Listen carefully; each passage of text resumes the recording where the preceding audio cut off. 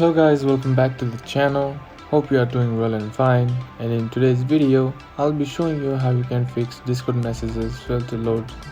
So without wasting any time, let's jump right on it. So you might be in a situation where your messages on the Discord applications are not loading for some reasons. So watch this video till the end to know how you can fix the problem. So the first thing that you can do is just force close the app and try opening it again.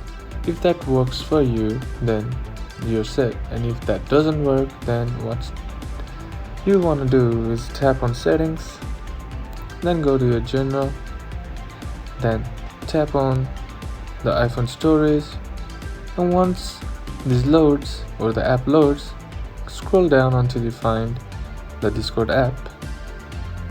Let me just scroll down. Okay, it's right here, and just tap on the Discord app, and here tap on the offload app,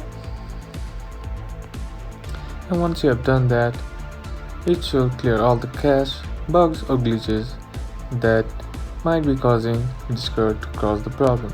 And once done, tap on reinstall the app, and your app should be installed once again. And once the process is complete, open up Discord and your problem should be fixed. And that's it for today's video guys.